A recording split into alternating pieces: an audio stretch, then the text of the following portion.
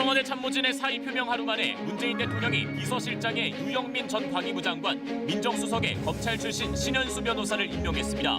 집권 5년차 성과 창출과 함께 소통에 무게를 둔 인사라는 분석이 나옵니다. 국내 코로나19 신규 확진자가 보름 넘게 1,000명 안팎을 유지하고 있습니다. 거리두기 강화에도 확산세가 꺾이지 않은 채 정체된 상태인데 정부는 모레 거리두기 단계 조정 여부를 결정합니다. 서울 동부구치소에서 또다시 100명 넘게 추가 확진되면서 누적 확진자가 900명을 넘겼습니다. 39명의 코로나19 사망자가 나온 요양병원은 발생 초기 확진자와 비확진자 구분 없이 동일 집단 격리를 해 피해를 키웠다는 지적이 나옵니다. 해마다 1월 1일이면 수십만 명이 몰리는 포항 호미곶을 비롯해 전국의 일출 명소들이 방역을 위해 폐쇄됐습니다. 대신 새해 해돋이 장면은 온라인으로 감상할 수 있습니다. 영국과 미국 등 전 세계 40여 개 나라에서 코로나19 백신 접종이 이뤄지고 있는데 계획보다 접종 속도는 더딥니다. 내년 안에 인구의 70~80%가 접종을 완료해 집단 면역을 형성하려면 백신 접종법과 운송, 보관법이 개선돼야 할 것으로 보입니다.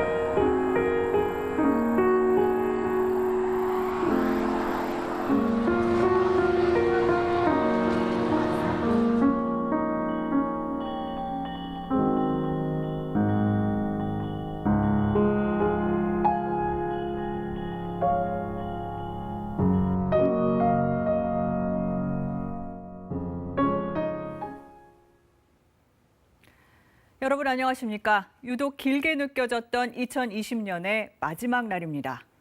절망 그리고 희망이란 단어를 동시에 마주한 한 해였습니다. 1년 동안 우리를 지배한 코로나19, 일상을 멈춰 세웠고 애써 숨기고 싶던 어두운 부분도 적나라하게 드러냈습니다.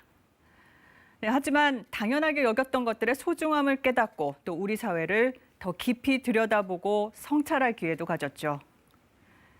오늘 2020년 마지막 9시 뉴스에서는 지난 한 해 우리가 잃은 것은 무엇이고 또 반대로 얻은 것은 무엇인지 되돌아보겠습니다. 네, 먼저 어제에 이은 청와대 인사 소식부터 전해드립니다. 문재인 대통령이 법무장관 등 개각을 한 데 이어서 오늘은 새로운 비서실장과 민정수석을 임명했습니다. 우수경 기자의 보도입니다. 문재인 대통령은 청와대 참모진 3명의 사의 표명 하루 만에 후속 인사를 전격 단행했습니다. 노영민 비서실장의 후임으로는 유영민 전 과기부 장관이 임명됐습니다. 경영인 출신으로 문재인 정부 초대 과기부 장관을 지냈는데 경제와 행정, 정무 여러 분야에서 소통의 리더십을 갖춘 덕장이란 게 발탁 이유입니다. 여러 가지 의견들을 부지런히 듣고 또 대통령께 부지런하게 전달을 해서 대통령을 잘 보좌하도록 하겠습니다. 민정수석으로는 검찰 출신의 신현수 변호사가 발탁됐습니다. 문재인 정부의 첫 검찰 출신 민정수석입니다. 국정원 기획조정실장을 지냈고 노무현 정부 당시 민정수석실 사정비서관으로 문 대통령과 호흡을 맞췄습니다. 임기 후반 공직 기강과 반부패 업무 등을 총괄하게 되는데 사법개혁에 대한 확고한 철학을 공유하고 있다고 청와대는 밝혔습니다. 어려운 시기에 소임을 맡게 됐습니다. 여러 가지로 부족하지만 할 수 있는 데까지 최선을 다해서 열심히 하도록 하겠습니다. 함께 사의를 밝혔던 김상조 정책실장은 남게 됐습니다. 3차 재난지원금 지급과 코로나 방역 등 현안이 많아 교체할 때가 아니라는 것이 문 대통령의 판단입니다. 노영민 비서실장은 대통령을 보좌한 지난 2년은 영광스러운 시간이었다. 김종호 민정수석은 권력기관 개혁의 완성 시기에 함께해 영광이었다며 청와대를 떠나는 소회를 밝혔습니다. KBS 뉴스 우수경입니다. 오늘 후속 인사는 안정과 소통에 무게를 둔 것으로 보입니다. 집권 5년 차를 맞은 청와대 이번 인사를 어떻게 봐야 할지 정창화 기자가 분석했습니다. 먼저 눈길을 끄는 건 신현수 신임 민정수석입니다. 문재인 정부 들어 앞선 3명의 민정수석과 달리 첫 검찰 출신이란 상징성 때문입니다. 사시 합격으론 윤석열 검찰총장보다 7기수 빠릅니다. 문 대통령과 호흡을 맞춘 경험에 법무라인 교체 때마다 거론될 정도로 개혁적 마인드를 갖췄다는 평가가 있습니다. 특히 1년 가까운 법무장관과 검찰총장의 대립으로 불협화음이 있던 터라 검찰과의 소통에 기대를 거는 분위기입니다. 공수처를 놓고 국민의힘 등 야권의 반발이 거센 만큼 공수처의 성공적인 안착은 우선 과제입니다. 국민을 위한 법무 검찰 개혁 및 권력기관 개혁을 안정적으로 완수할 것으로 기대합니다. 유영민 비서실장 발탁은 예상치 못한 카드였습니다. 2016년 총선 당시 문 대통령이 직접 영입했고 지난 대선 캠프에서도 문 대통령을 도왔지만 여권에선 깜짝 인사라는 평가입니다. IT 분야 전문 기업인 출신으로 민감한 정치 이슈보단 민생과 경제 분야에 주력할 것으로 보입니다. 문 대통령이 역점을 두고 있는 한국판 뉴딜과 선두국가 도약에 특화된 인사라는 분석입니다. 현안들을 잘 정리를 하고 통합과 조정을 통해서 생산성 있는 효율 있는 청와대 비서실이 되도록 하겠습니다. 문재인 대통령과 집권 후반기를 같이 갈 진용은 1차적으로 갖춰진 것으로 보입니다. 남은 기간 지지층을 다시 결집시키고 레임덕을 차단하는 것이 여권에게 주어진 과제입니다. KBS 뉴스 정창화입니다. 네, 지금부터는 코로나19 상황 정리해 보겠습니다. 새로운 확진자는 967명입니다. 숨진 환자도 21명 들어서 지금까지 모두 900명이 됐습니다. 보름 넘게 하루 확진자는 800명에서 1000명대를 기록하고 있는데요. 수도권에서는 요양시설과 노인복지시설, 또 종교시설 등이 중심이 되고 있습니다. 서울 동부구치소 관련해서는 지금까지 900명 넘게 확진됐습니다. 모더나의 백신 2천만 명분을 공급받기로 한 협상은 오늘 끝나서 최종 계약이 이루어졌습니다. 수도권 2.5단계 거리두기와 연말연시 특별 방역 대책은 내년 1월 3일까지인데 이 단계를 조정할지는 모레 결정됩니다. 범기영 기자가 보도합니다. 지난 29일 종사자 2명 감염이 확인됐던 서울 양천구 요양시설에서 입소자 12명이 추가 확진됐습니다. 직원들은 보호 장비를 갖췄지만 고위험군인 노인 환자들은 감염을 피하지 못한 겁니다. 입소자들이 특성상 장시간 머무르고 대부분 환자로 마스크 착용이 미흡하고 접촉에 의한 감염을 피하기는 어려운 상황으로 이처럼 요양병원과 구치소, 종교시설 등에서 집단 감염이 잇따르면서 최근 일주일간 하루 평균 확진자는 1000명이 넘습니다. 수도권에서 700명대, 그 외 지역에선 300명대 환자가 지속적으로 나오고 있습니다. 특히 60대 이상 확진자는 30%에 육박하고 있고 위중, 중증 환자도 늘고 있습니다. 거리두기 강화로 급증세는 잡았지만 3차 유행이 정점을 찍었는지 아직 확신할 수 없다는 게 방역당국 설명입니다. 현재 시행 중인 특별대책과 거리두기 단계 조정 여부는 모레 발표됩니다. 보통 거리두기가 최고조 효과를 나타내려면 열흘에서 한 2주 정도 뒤가 이 효과를 나타낸다고 보고 있는데 환자 증가가 좀 더 감소하는 쪽으로 전환되기를 기대하고 있는 중입니다. 한편 정부는 의사단체 집단행동에 참여하면서 의사 국가고시를 거부한 의대생들에게 응시기회를 주기로 했습니다. 내년 시험을 상반기, 하반기로 나누어 2번 실시하되 상반기 시험은 최대한 앞당겨 다음 달에 치르게 하겠다는 겁니다. 지역병원과 공공의료 분야의 인력 충원이 시급한 만큼 인턴을 뽑을 때 비수도권과 공공병원 비중을 늘리기로 했습니다. 정부는 국민의 안전을 위협하는 집단행동을 용납하지 않지만 공중보건이 380명이 부족할 것으로 예상돼 의료 공백을 막기 위한 불가피한 조치라고 설명했습니다. KBS 뉴스 범기영입니다. 네, 서울 동부구치소에서는 또 환자가 100명 넘게 추가됐습니다. 4차 전수검사에서 확인된 건데 이로써 누적 환자는 900명을 넘어섰습니다. 법무부는 방역 조치가 미흡해서 이런 사태가 벌어졌다며 뒤늦게 사과했습니다. 이재희 기자가 보도합니다. 서울 동부구치소에 대한 4차 전수검사에서 수용자 126명이 추가로 코로나19 확진 판정을 받았습니다. 강원 북부교도소로 이송된 동부구치소 수용자 중에서도 5명이 양성 판정을 받았습니다. 이에 따라 수용자와 직원 등 동부구치소발 확진자는 모두 923명으로 늘었습니다. 오늘 오전엔 교정시설 내 감염으로 인한 두 번째 사망자도 나왔습니다. 서울구치소에 수감 중이던 30대 확진자가 갑자기 상태가 악화되며 외부로 이송 전에 숨졌습니다. 교정시설에서의 코로나19가 계속 확산세를 보이자 법무부는 뒤늦게 사과했습니다. 구금시설이 갖고 있는 한계와 선제적인 방역 조치의 미흡으로 이번 서울 동부구치소와 같은 사태가 발생하게 된 것에 대해 다시 한번 국민 여러분께 송구하다는 말씀을 드립니다. 코로나19 3차 대유행 뒤 무증상자에 의한 감염 가능성을 예측하지 못했다며 이에 대한 대책도 내놨습니다. 무증상자도 찾아낼 수 있는 신속 항원 검사를 교정시설 직원과 수용자 전원을 대상으로 실시하겠다고 밝혔습니다. 또 지금까지 교정시설 6곳에서 진행한 PCR 전수검사를 확대하는 방안도 방역당국과 협의 중이라고 전했습니다. 이와 함께 앞으로 2주 동안 전국 교정시설에서의 거리두기 단계를 격상해 수용자들의 변호인 접견은 물론 검찰 소환과 법정 출석을 최소화할 방침입니다. 한편 동부구치소에 수감됐다가 최근 서울대병원에 입원한 이명박 전 대통령은 코로나19에 감염될 경우 지병이 악화돼 사망할 우려가 있다며 형 집행정지 신청을 했지만 받아들여지지 않았습니다. KBS 뉴스 이재입니다. 대규모로 감염이 번졌던 부천 요양병원은 20일 만에 집단 격리에서 해제됐습니다. 이 병상을 기다리다 많은 환자들이 숨졌고 이 병원 안에서 추가 감염도 심각했는데요. 이 전문가들은 요양병원의 상황을 고려하지 않고 무조건 집단 격리만 하다 보니 피해가 커졌다고 지적합니다. 윤나경 기자입니다. 지난 11일 이후 150명이 넘는 확진자가 발생한 부천의 한 요양병원.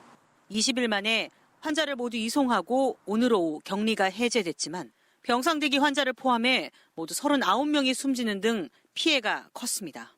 고령 환자에다가 기저 질환들이 이제 많이 가지고 계셨잖아요. 전담병원으로 배송을 해서 지금 치료를 했어야 되는데 병상이 부족하다 보니까 요양시설의 무조건 격리가 피해를 키웠다는 지적이 잇따르고 있습니다. 이 요양병원의 경우도 격리 초기 확진자와 비확진자를 한 병실에서 관리한 것으로 확인됐는데 방역당국의 적극적인 개입 없이 초동 대처가 미흡하게 이루어지면서 급격한 2차 확산으로 이어졌습니다. 코호트 격리를 한다고 하면서 환자군을 구분해서 별도로 격리 조치도 하지 않아 한 방에 여러 명 수용해 그 안에서 교차 감염이 일어나는 거죠. 전담병원 이송이 늦어진 것도 주요 원인입니다.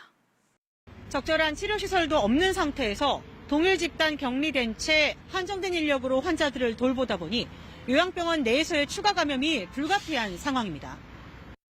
내부 의료진에 따르면 격리 초기엔 인력 지원이 부족해 5명 남짓의 간호 인력이 100명 넘는 환자를 돌보기도 했습니다. 환자를 감당할 수 있는 능력을 봐서 좀 말이 안 되는 거거든요. 요양병원에서 발생하는 집단 감염 환자들을 수용할 수 있는 그런 데를 따로 만든다든지. 코로나19 사망자 가운데 요양병원 관련 환자는 25%. 무조건 격리가 해법이 아니라는 지적에 대해 적절한 답을 구해야 할 시점입니다. KBS 뉴스 윤나경입니다. 중국 우한에서 원인을 알 수 없는 폐렴 환자가 집단 발생했다고 발표한 지 정확히 1년이 됐습니다. 정체도 몰랐던 바이러스에는 코로나19라는 이름이 붙었죠. 올 한 해를 집어삼킨 코로나의 기록들, 김민지 기자가 정리했습니다. 1월 20일 국내 첫 코로나19 확진자가 발생한 이후 누적 확진자는 6만 명이 넘었고 900명이 사망했습니다. 인구 10만 명당 확진자 수는 110여 명, OECD 회원국 37개 국가 중 뉴질랜드에 이어 뒤에서 두 번째입니다. 인구 10만 명당 사망자도 뉴질랜드, 일본, 호주와 함께 가장 적은 편입니다.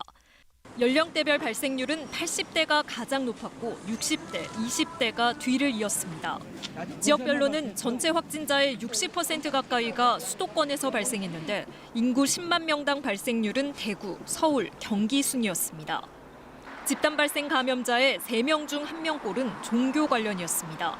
신천지가 18%로 가장 많았고 그 외 종교 관련과 요양병원 요양시설, 콜센터 등 직장, 가족, 지인 모임이 뒤를 이었습니다. 사망자는 연령대가 높을수록 많았는데 특히 사망자의 절반 가까이가 의료기관이나 요양시설에서 감염됐습니다. 방역당국은 국민들의 참여, 의료진의 헌신, 중앙정부와 지자체의 협력이 K방역의 원동력이었다며 계속적인 연대를 요청했습니다. 역학조사, 사회적 거리두기 등 주요한 방역 대책 추진에 국민들께서 방역의 주체로 적극 참여해 주셔서 존경과 감사의 말씀을 드립니다. 방역당국은 또 내년에 백신 접종이 되더라도 전 세계가 코로나19를 극복하는 데는 상당한 시간이 걸릴 거라며 마스크 착용과 거리 두기는 여전히 중요하다고 강조했습니다. KBS 뉴스 김민지입니다.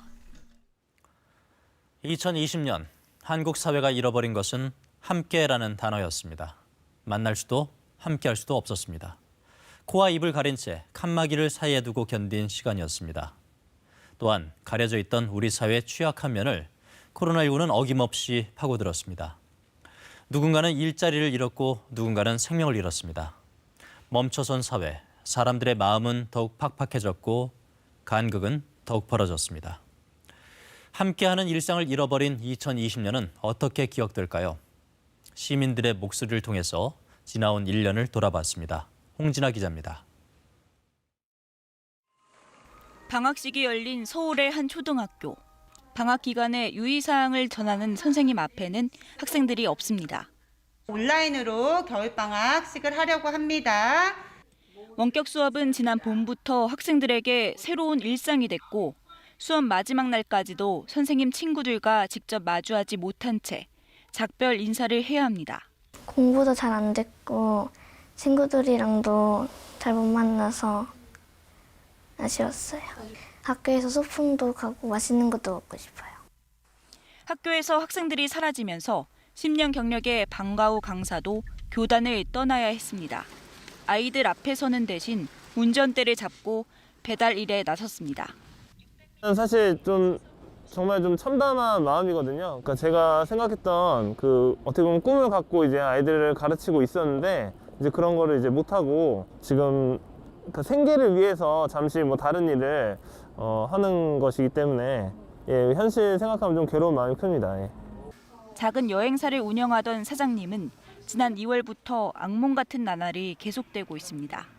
그냥 IMF, 사스, 메르스 다 겪었습니다. 다 겪었는데 그때는 이렇게까지는 어렵지는 않았었어요. 올해 900곳이 넘는 여행 업체가 휴업하거나 폐업했고 해외 여행객들은 96%나 급감했습니다. 정부와 지자체에서 받은 지원금은 내 가족에겐 턱없이 부족하고 일자리를 구하는 일도 낯설고 버겁습니다. 어제도 정육점이 포함된 식당이었는데 거기 구인 광고를 보고 갔었는데 50이 넘으니까 안 된다고. 청년들에게도 가혹했던 한 해였습니다. 지난달 기준 청년층 취업자는 지난해보다 24만 명 감소했고 이른바 단기 알바 자리를 구하는 것마저도 여의치 않습니다. 코로나 때문에 이제 영업이 다 9시까지밖에 안 되니까 구하는 것도 이제 좀 많이 힘들더라고요. 꿈을 쫓는 청년들로 붐볐던 노량진 학원가. 사회적 거리두기로 학원은 휴원 중이고 컵밥집은 손님이 없어 문을 닫았습니다. 취업 준비생들은 좁은 원룸 안에서 보내는 시간이 하루의 전부가 됐습니다. 처지가 비슷한 사람들끼리 공부하는 영상을 공유하면서 코로나가 만든 지독한 일상이 어서 끝나기만을 기다립니다. 코로나 걸려서 시험을 못 보게 되는 사태가 아무래도 걱정해서 전 지금 한 2주 정도 아예 밖에 안 나가고 있거든요. 근데 햇빛도 못 보고 이러니까 왠지 기운도 좀 없는 것 같고. 코로나로 잃어버린 함께, 다른 이들과 함께하는 평범한 일상이 얼마나 소중한지를 새삼 깨닫게 된 한 해였습니다. KBS 뉴스 홍진아입니다. 함께 만날 수 없었던 비대면의 세상은 개인의 삶은 물론 경제 흐름과 기업의 운영 방식까지 바꿔놨습니다. 기술을 통한 혁신도 있었지만 이 비대면은 누군가에겐 큰 그늘을 들이우고 있습니다. 계속해서 박예원 기자입니다. 제가 나와 있는 곳은 서울 중심가의 한 대기업 사무실입니다. 보시는 것처럼 층 전체가 거의 비어 있죠. 사무실에 모여서 일하는 게 아니라 내가 있는 곳이 곧 사무실이 되는 비대면 경제로 바뀐 겁니다. 정부 조사 결과를 보면 기업 10곳 중 5곳이 이렇게 재택근무를 도입했습니다. 종사자 300명 이상인 기업뿐 아니라 30명이 안 되는 기업까지 비슷하게 도입한 게 인상적입니다. 온라인 소비 비율은 더 높아져 서울 시민 4명 중 3명꼴로 경험했습니다. 논란 속에 도입이 미뤄졌던 비대면 진료도 100만 건 넘게 이루어졌습니다. 코로나19가 확산한 지 채 1년도 안 돼 우리 생활 방식이 급격히 바뀐 겁니다. 이렇게 바뀐 생활 방식이 긍정적이라는 응답은 부정적이라는 답의 4배로 많았습니다.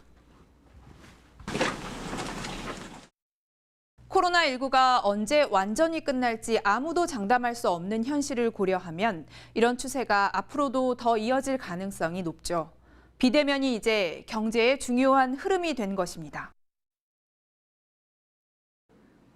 인공지능 관련 프로그램을 만드는 이 부서는 지난달부터 13명의 팀원 모두 재택근무를 하고 있습니다. 하루 2번의 회의는 화상으로 진행합니다.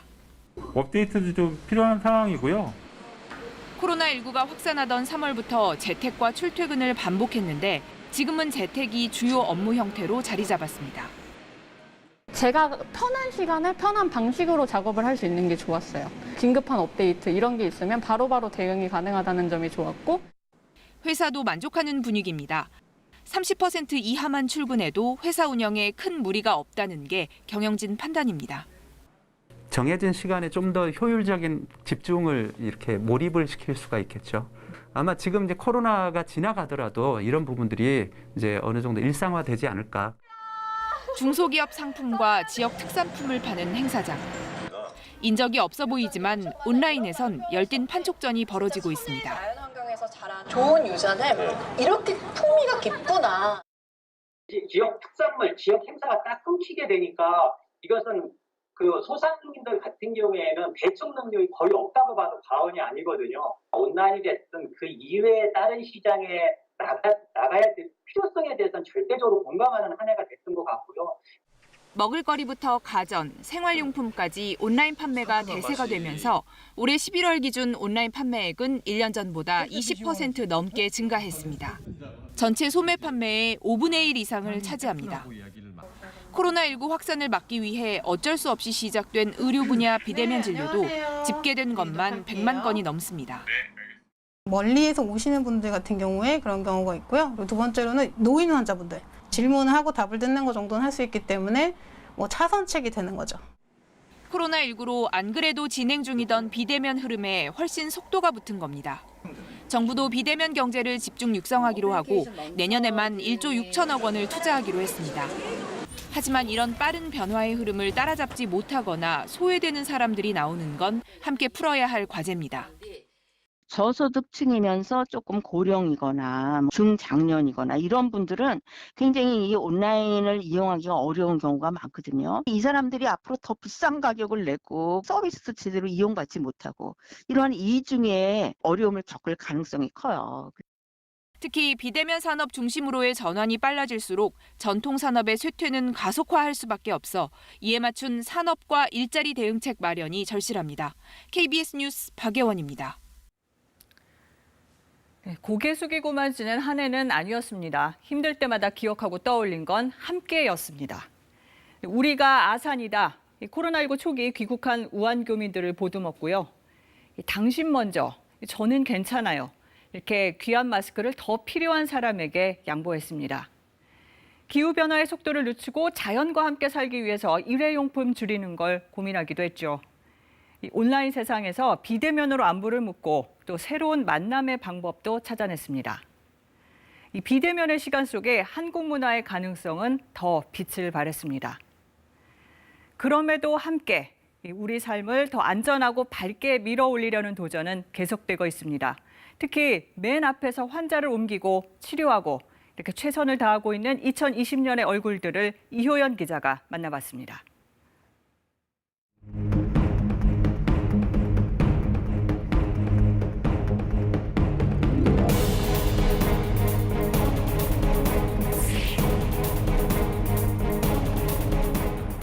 코로나19의 공포가 극심했던 때 그는 우한 교민 이송을 자청했습니다.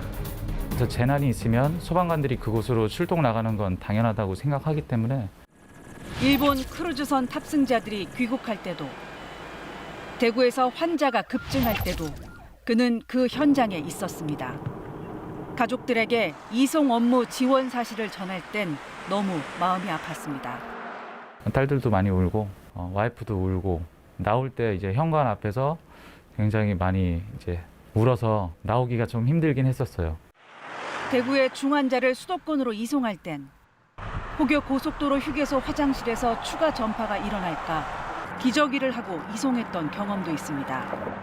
일반인들이 드나드는 휴게실에서 갈 수는 없었고 기저귀를 하나씩 준비해서 이송을 했던 적이 있었죠. 지금까지 이송한 확진자와 의심 환자는 약 600명. 요양병원과 종교시설 등을 중심으로 집단 감염이 계속되는 지금도 그는 확진자 이송 업무를 전담하고 있습니다.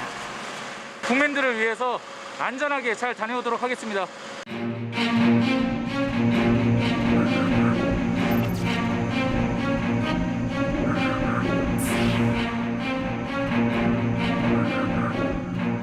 대구 경북을 중심으로 진행됐던 1차 대유행. 급하게 마련한 200병상은 사흘 만에 환자로 가득 찼습니다. 밀려오는 환자들 그냥 빨리빨리 입원시키고 문진하고. 중환자가 늘어갈수록 고민도 깊어졌습니다. 점점 갈수록 중증도가 올라가게 되면서 그런 거에 대한 준비를 저희가 이제 바로 대비하는 게 좀 힘들었던 것 같습니다. 치료제가 없어 환자를 떠나보낼 때가 가장 안타까웠습니다. 임종 직전에 계시거나 그런 분들 같은 경우에는 보호자분들이 또 면회나 이런 걸 할 수가 없는 상황이라서 영상 통화를 해가지고 좀 연결 보호자랑 시켜드리기도 하고. 그렇게 돌본 코로나19 환자는 1,400여 명. 지금도 100명 넘게 입원해 있는 격리병동으로 환자들을 진료하러 나섭니다. 오늘도 환자분들 열심히 치료하도록 하겠습니다. 1,000명대 안팎의 환자가 매일 발생하고 있는 확산세 가운데 자신도 감염 위험에 놓여 있지만 눈앞의 환자를 외면하지 않고 묵묵히 자신의 일에 최선을 다하고 있는 그들.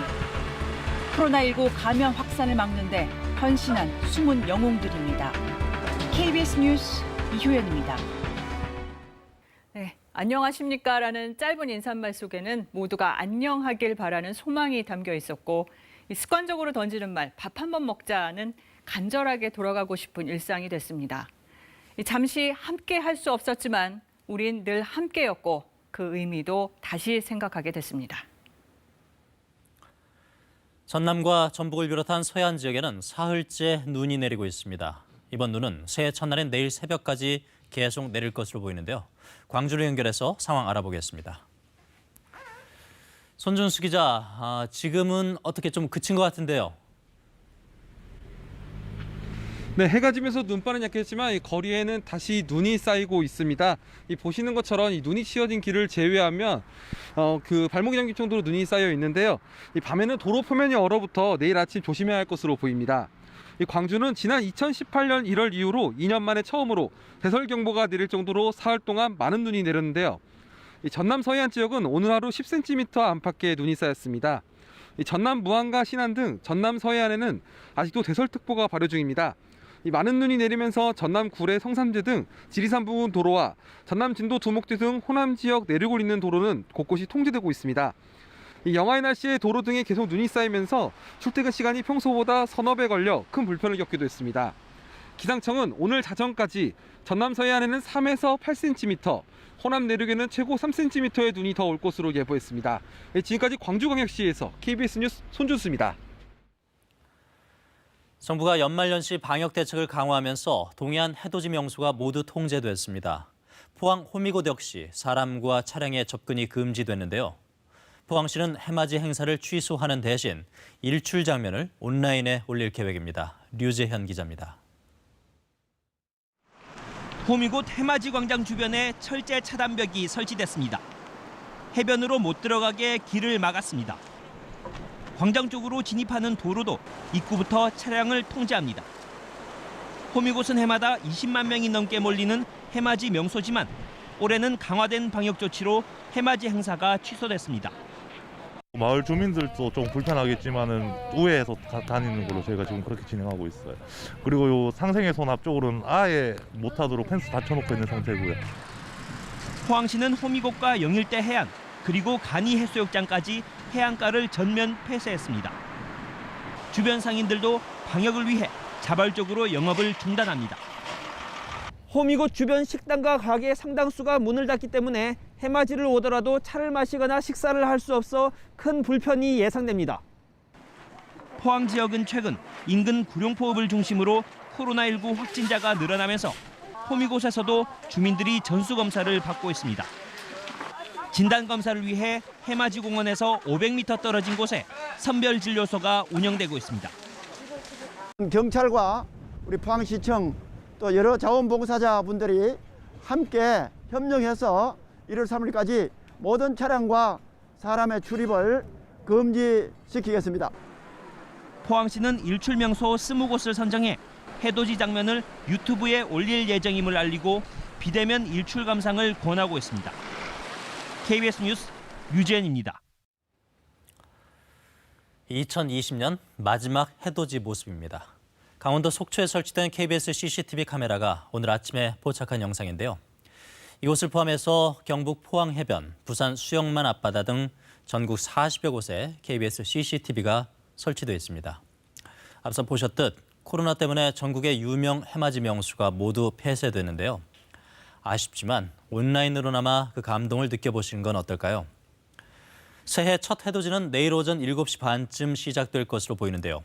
유튜브 검색창에 SafeK를 입력하거나 KBS 뉴스 홈페이지에 오시면 실시간으로 보실 수 있습니다. 또 KBS 1텔레비전 뉴스광장에서도 2021년 첫 해돋이 모습을 직접 보실 수 있습니다. 네, 코로나19 때문에 인류사에 남을 고통이 이어졌지만 다행히 해를 넘기기 전에 백신이 개발돼 보급되고 있습니다. 이달 초 영국을 시작으로 미국과 유럽연합 나라들에서 백신을 맞고 있는데요. 국제부 김덕훈 기자가 전 세계 백신 접종 현황과 내년도 각 나라의 접종 계획은 어떤지 정리해봤습니다. 현재 코로나19 백신 접종이 이루어지고 있는 국가는 미국과 유럽, 중국을 비롯해 전 세계 40곳 남짓입니다. 국가별 접종량을 보면 미국 279만, 중국 100만, 영국 80만 명 순입니다. 지난 8일 화이자 백신을 가장 먼저 도입한 영국, 그리고 코로나19 피해가 가장 큰 미국에서 접종량이 많습니다. 중국은 임상 3상 중인 자체 개발 백신을 지난 7월부터 접종해 왔습니다. 인구 100명당으로 보면 이스라엘, 바레인 순입니다. 인구 규모에 비해 확진자가 많아 백신 도입이 빨랐던 곳입니다. 미국과 캐나다는 화이자와 모더나, 영국은 화이자와 아스트라제네카, EU 가입국 27곳은 화이자만 각각 도입한 상태입니다. 러시아가 개발한 스푸트니크 V, 러시아 외에 아르헨티나, 벨라루스가 접종을 시작했고요. 중국 백신은 중국과 아랍에미리트에서 긴급 사용이 승인됐습니다. 인도네시아도 중국 백신을 접종할 계획입니다. 접종 속도는 당초 계획보다 훨씬 더딥니다. 미국은 연말까지 2천만 명 접종을 예상했지만 7분의 1 수준에 그쳤고 독일도 당초 목표치인 130만에 크게 모자랍니다. 특히 영하 70도로 운송 보관해야 하는 화이자 백신 접종에 어려움을 겪습니다. 결국 화이자 백신 운송 과정상의 시행착오를 얼마나 빨리 개선하느냐, 냉장 상태로도 운송 보관이 쉬운 후속 백신 도입 시기가 얼마나 앞당겨지느냐가 관건입니다. 또 백신 수요와 공급망을 지역별로 정밀하게 계산해 접종 방식을 개선하는 것도 큰 과제입니다.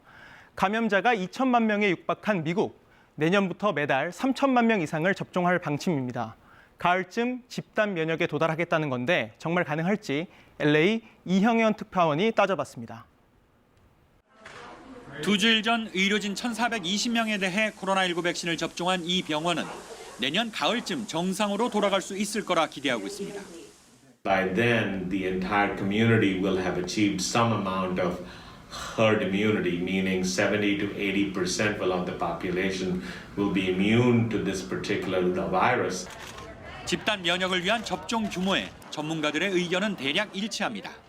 To encourage people to get to that goal of 70 to 85% of the people vaccinated. That's where we really want to be.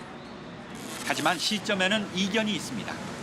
전체 미국인 80%인 2억 6천만 명에게 백신을 접종한다고 계산해 보면 Right now, the vaccines available require 2 doses. So that's 520 million vaccinations. So 520 million vaccinations at 1 million shots a day is a year and a half. 2022년이나 돼야 한다는 겁니다. 앞으로 한 번 접종으로 면역성을 갖게 되는 백신이 도입된다면 이 기간은 줄어들 겁니다. 하지만 백신 배포가 지연되고 사람들이 접종에 소극적이면 시간은 더 길어질 수 있습니다. 미국 시간으로 30일 현재 1240만 회 백신이 배포됐고 279만 명이 접종해 올해 목표 2천만 명의 14%가량에 불과할 정도로 접종의 속도가 나지 않습니다. 백신 접종을 시작한 독일은 내년 여름까지, 영국은 내년 말까지 나름대로 집단 면역 시점을 예상합니다. 하지만 모두 무엇이 된다면이란 가정이 붙은 이론상의 계획들입니다. This is going to what level of herd immunity we need to get to for people to be protected. That really is still very much up in the air. So this is not a one number estimate. It's really a guesstimate. 개발에 수년씩 걸렸던 백신이 코로나19의 경우는 1년도 채 되지 않아 7개 백신이 벌써 접종을 시작했습니다. 여기에 또 다른 백신 40여 개가 임상시험을 하고 있습니다. 내년까지 과연 얼마나 많은 나라들이 집단 면역을 달성할 수 있을지는 아직 의문이지만 새로운 백신이 추가되고 접종 방법이 개선된다면 코로나19 극복의 가능성은 열려 있습니다. 로스앤젤레스에서 KBS 뉴스 이영현입니다. 선진국들이 집단 면역을 위한 백신 접종에 속도를 내고 있는데 이 백신을 구하기 어려운 나라도 많습니다. 이 백신의 빈부격차에 대한 우려의 목소리가 나오는데요. 이 문제는 방콕 김원장 특파원이 취재했습니다. 방콕의 한 종합병원.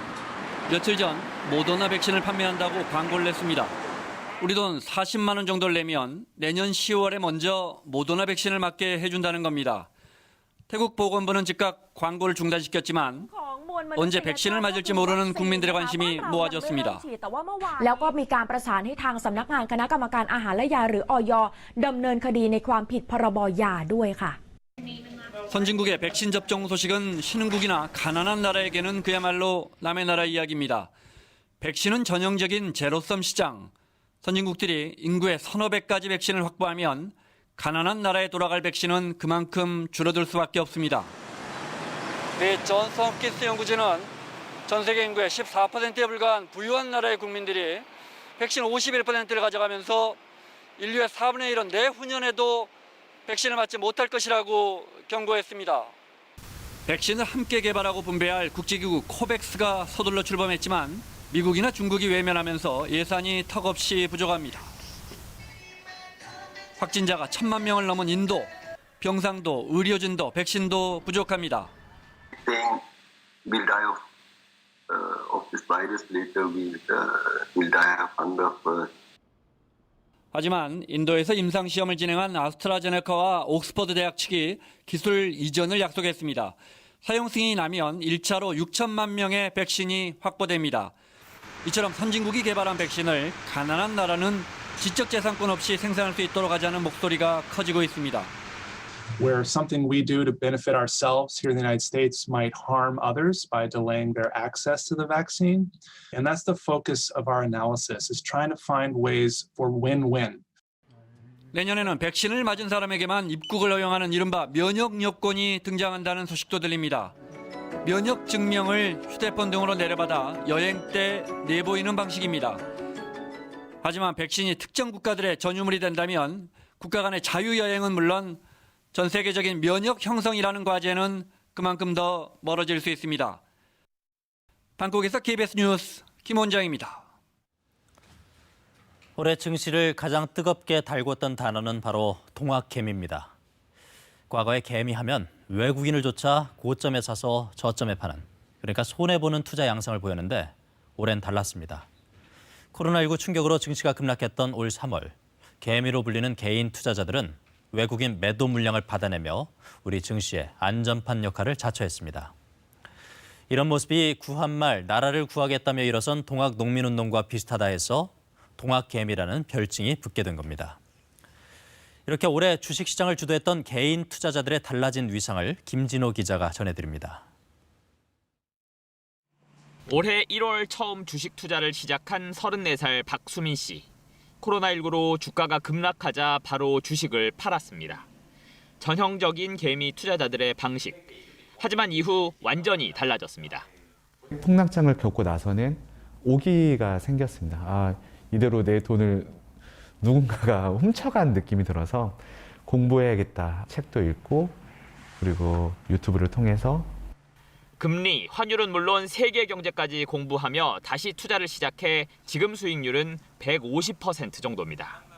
예전에는 모든 정보를 다 팩트로 봤다면 주식을 그래도 몇 개월 하다 보니까 그 중에서 가짜 뉴스를 저희가 찾아야 되더라고요. 사실상 외국인들의 동무대였던 우리 증시를 올해에는 박씨 같은 동학개미가 이끈 겁니다. 증시 마지막 날까지 사상 최고치를 갈아치운 코스피. 개인 투자자들은 이 코스피 종목에서만 47조 5천억 원을 순매수했습니다. 외국인과 기관이 각각 25조 원가량을 순매도한 것과 대비됩니다. 코스피에서 개인 투자자가 차지하는 비중도 지난해엔 절반이 안 됐지만 올해는 65%를 넘겼습니다.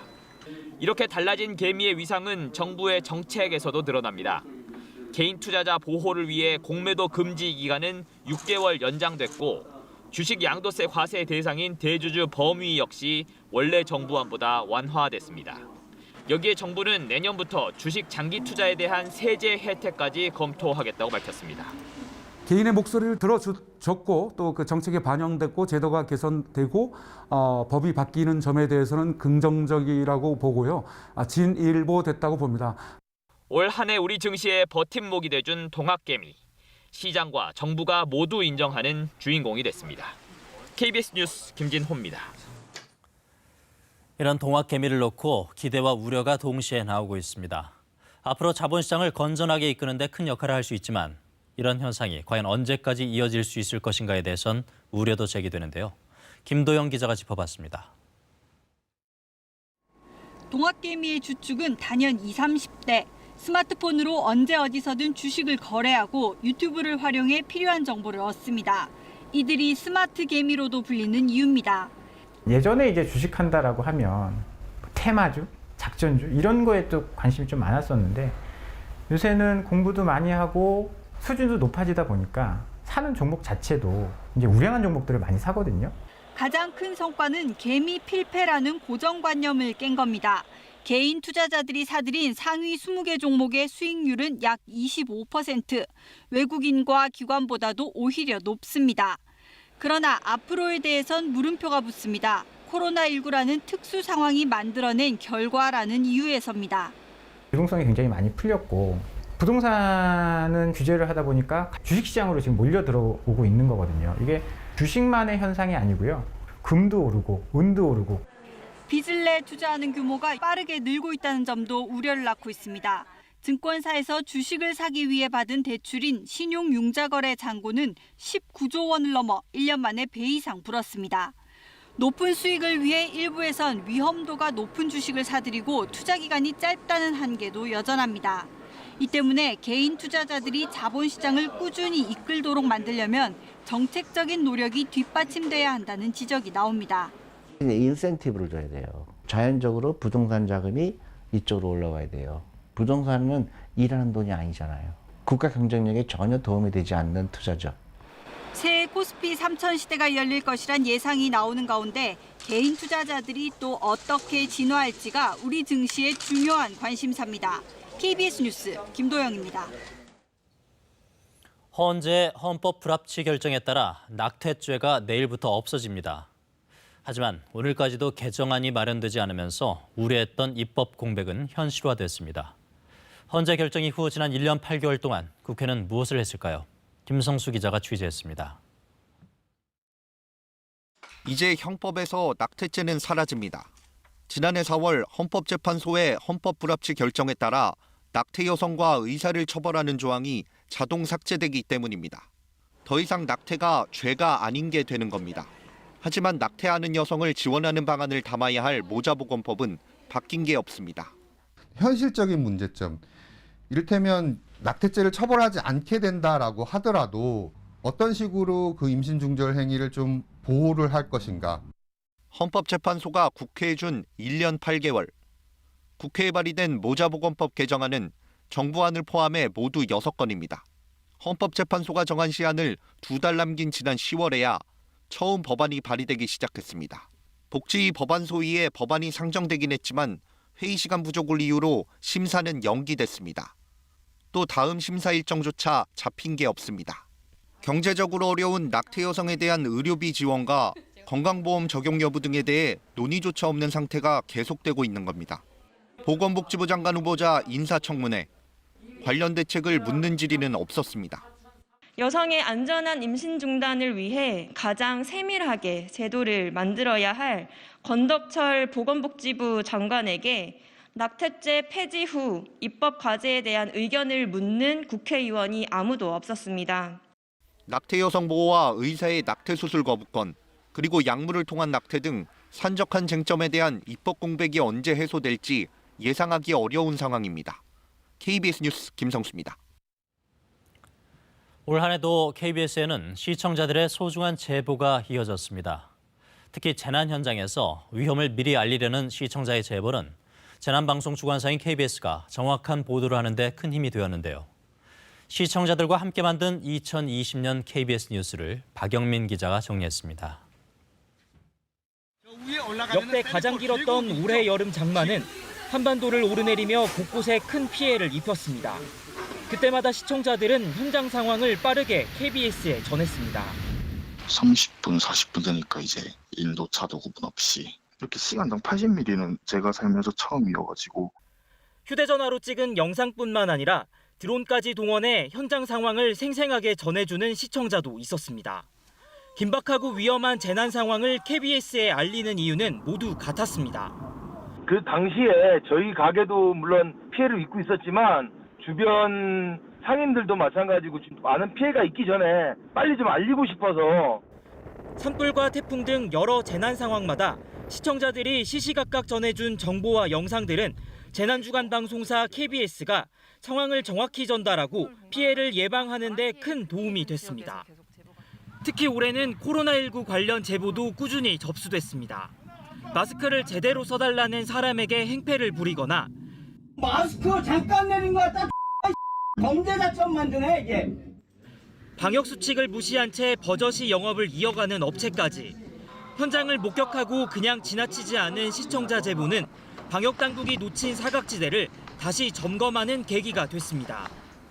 조교와 학생들에게 폭언과 성희롱을 일삼았다는 대학 교수와 지역 아동센터, 어린이집에서 발생한 아동학대까지. 사회 곳곳에 부조리와 비리를 고발한 보도 역시 시작은 시청자들의 제보였습니다. 올 한 해 KBS 보도로 이어진 시청자 제보는 모두 530여 건. KBS는 새해에는 9시 뉴스에 제보 코너를 신설하는 등 시청자들과 함께 만드는 뉴스를 강화할 계획입니다.